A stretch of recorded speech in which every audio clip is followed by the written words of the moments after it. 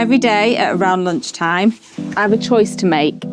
I can either sit at my desk and doom scroll menopause symptoms, or I can take this hormonal chaos out for a walk. Because let me tell you, whilst raising teenagers, dealing with perimenopause and trying to hold down a full-time job, sometimes the only solution is to walk it out. Luckily for me, I have my walking partner, who's experienced every version of my perimenopausal journey.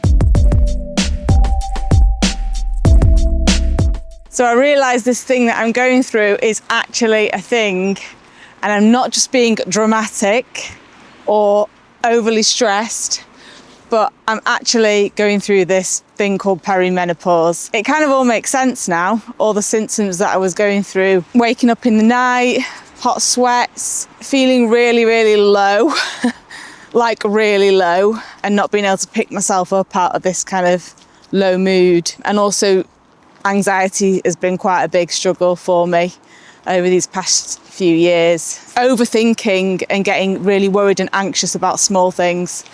So yeah, I found out what it is now, and then let's look at how I can fix it.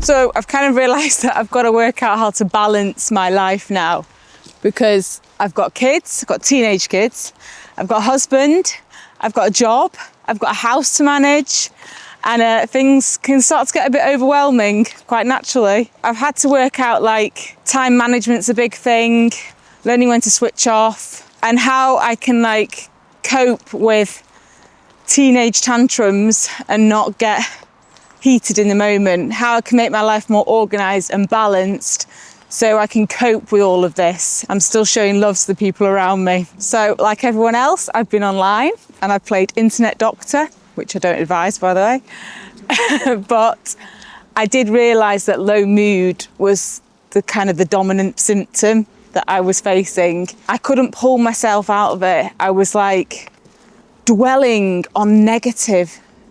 on all the negative things and overthinking and blaming myself and neglecting my own self-care because this low mood and these negative thoughts were like dominating my mind, and there was no room for joy and there was no room for happiness. It was getting quite low, to be honest. Okay, so being an actor, for example, there's lots of auditions. I've been in this game a long time, that's just the way it is. But I was finding that if I got a no, which is quite common, I would just go into this like deep hole for weeks on end, thinking it's something personal, blaming myself, thinking I've not worked hard enough. And I'd just get so down. And that wasn't normal, because like usually if I got a no, I'd just bounce back within days and then on to the next one.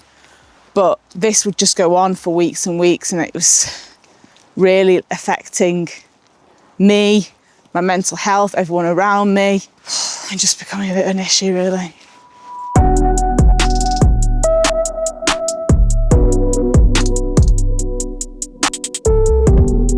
So I've been walking about 45 minutes now, so I think I'm going to sit down. Oh, look at this view.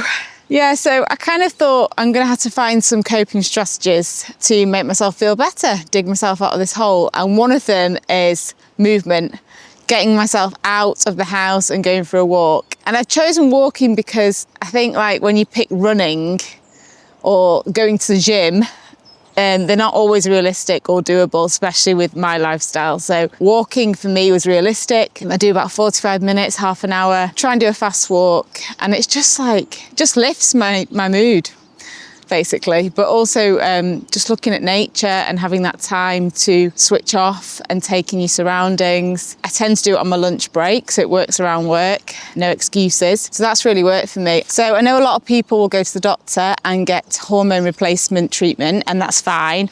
But I wanted to try nature first. So I was gifted this Body food supplement, which is amazing.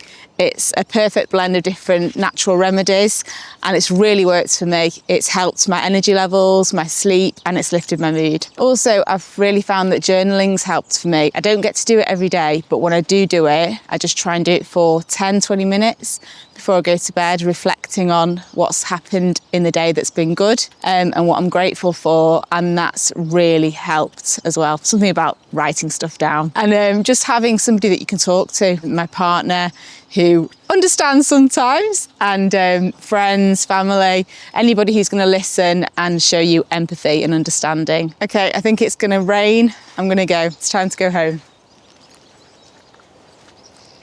So I know I'm not alone in this. I know that there's going to be lots of people that are going through mental health problems, and I'd love to hear from you. I'd love to know what things you do to protect your mental health. What are your coping strategies? Because I could do with knowing some more coping strategies, to be honest. So please tell me in the comments, what do you do to look after your mental health? It doesn't have to be necessarily to do with perimenopause. It could just be, you know, how do you lift yourself out of low mood? Let me know what those things are. And whether you're a believer or not, my faith has really got me through these struggles. And there's a verse in the Bible from James that says, count it a joy when you go through trials and tribulations, because these things work through patience.